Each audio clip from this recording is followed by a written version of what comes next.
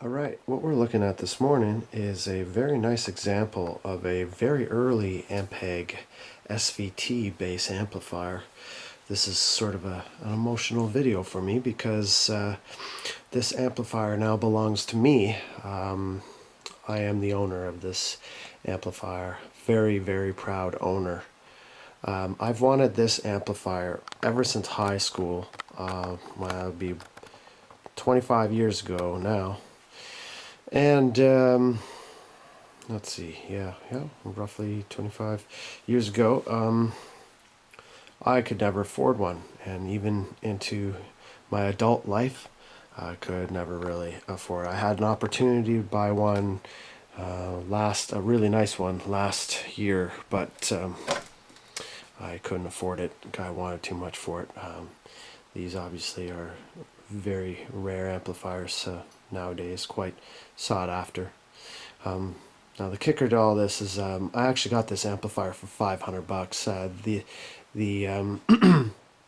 This was actually a Facebook Marketplace thing, and a friend of mine sent me the link to the ad, and this guy obviously had all kinds of interest in this, and so he had hundreds of responses, and I was just one of the pile, and I basically begged and pleaded with him. I just said, look, I've dreamed of owning this amplifier, and I can fix it, So because it is currently not working, why? I'm not sure, but anyways, there are a few things about this. I should mention that this amplifier was sitting in this guy was old guy that I bought this from, sitting in his garage for about 14 years. He said the last time he turned it on, it made a loud humming noise, and that was 14 years ago, and basically just taking up room in his garage. He didn't want it anymore. It was all covered in paint, all covered in latex paint, and when I picked it up, it was lying on its side, just haphazardly on the side of this guy's steps, concrete steps, and I'm just looking at this thing like, what are you doing, man? And so I scooped it up, and as you can see, I've cleaned it up, and after I've cleaned it up, it is in fairly good cosmetic condition. It just has this one little rip here on the corner, and then the other corner is pretty nice. So I mean, although some of the this kind of stuff is sort of corroded a little bit, but that can be replaced.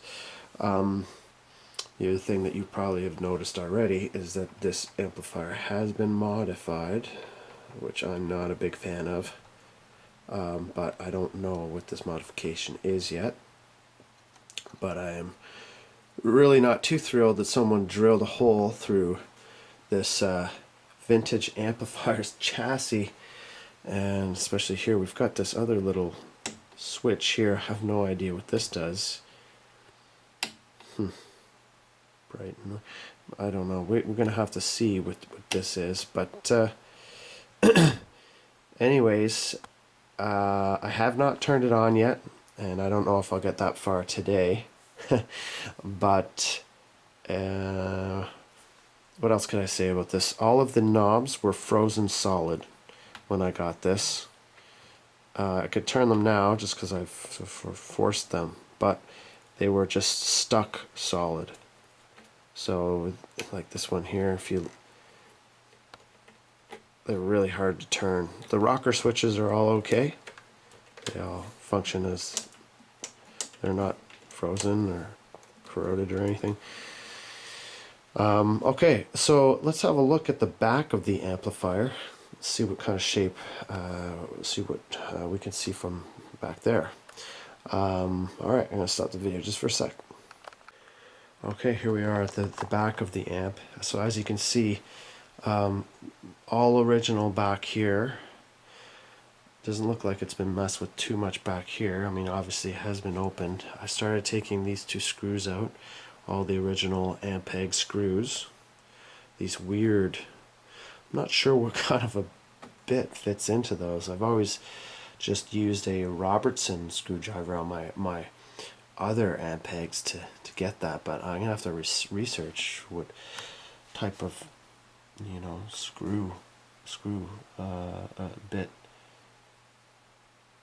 So just a quick look at the back.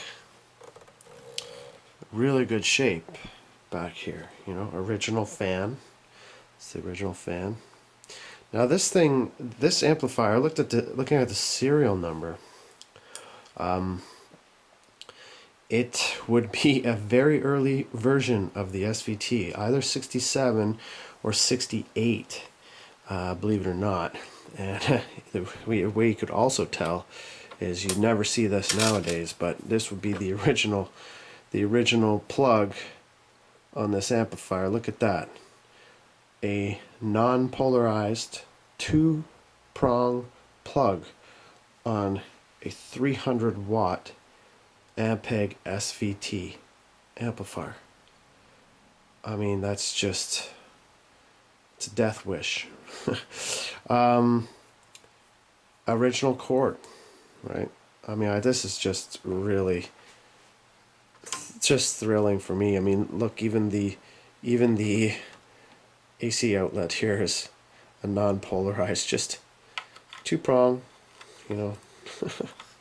I think that's just I got a kick out of that. I don't know why, but you know what, I am going to try and keep this plug on this amp, and I just realized this right now, but look what somebody's done here. They have put a cross on the side that goes up. Jesus, that is funny. And it's kind of shaped almost like a cross in a graveyard. I wonder if there's any significance in that, but that's funny. I didn't even. This is the. I mean, I'm filming this video as I'm looking at this amp. I mean, I really haven't had time to look at it too closely. I've only picked it up and I was working on other things, but what a beautiful, beautiful amplifier. Just gorgeous. Now, it's probably going to get even, we're going to probably have even more amplifier porn when we get into this thing, to the back, because I believe that the tubes could be all original too. Now the guy says he thinks it needs new tubes because it was making a humming noise. I mean, humming to me, I mean, that could be a transformer too. So it doesn't matter what's wrong with this thing. I will fix it and get it running again. But let's, as for now, let's have a look. Let's get this back plate off here and have a look at what's under the hood. 1 second. And here we are, folks, and we're in. Now, I found an envelope, a manila, presumably the original manila envelope that was glued to the side of the amplifier, which is this here. This Carloton clasp Carloton envelope. Interesting. Just a high quality older envelope. Original envelope from 1968. And then inside the envelope is 2 beautiful original schematics folded up.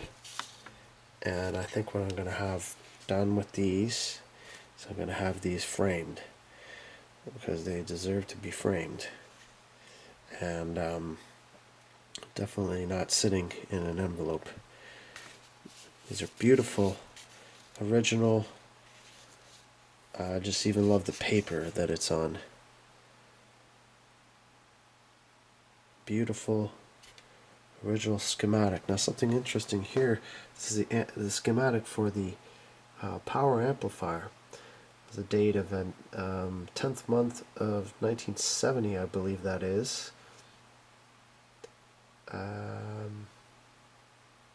And then here's the schematic for the preamp. You notice that is a different date, 6th month of 69. I'm not sure what's going on there. If these two schematic for the preamp and power amp are original with this amp, but they are of the vintage that would be correct for this time period. I'm just not sure, I'm just not understanding why.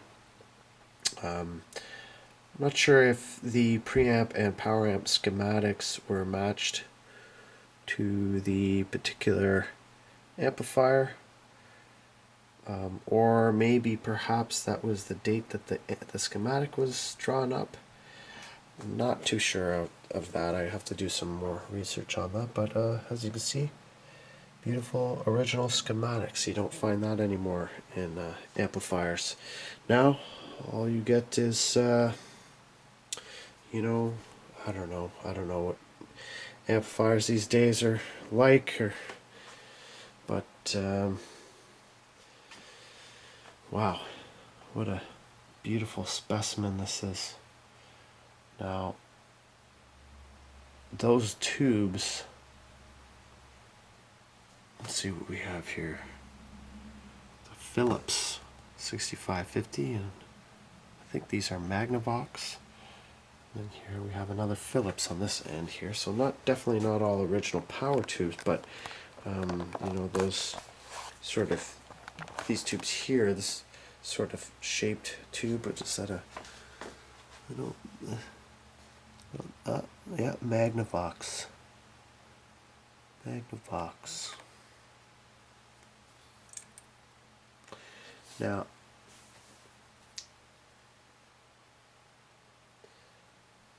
I might try and plug this in. We'll see.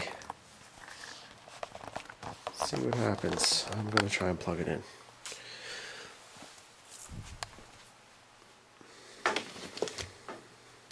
Is that a dumb idea? I'm not going to plug this in. Not today. That's going to be the end of this video. Sorry for the false start there, but I'm going to actually I need to hook my Variac and isolation transformer up. I was just going to plug it right into the outlet and fire it up, but I think I'd rather not. I'm going to wait until I have time here. I've got the boys coming over for a jam right now, and I don't think this is the time for this. I'm going to just leave this and admire these schematics, and just thrilled about this. Anyways, so that's going to be part 1 of this video, and I guess I'll make a part 2, get into there. I mean, obviously this is going to requires a lot of repairs to get up and running correctly and smoothly. And if you want to tag along on my channel and follow the progress on this amplifier, I'd love it if you came along for the ride. Thanks for watching, and we'll see you in part 2.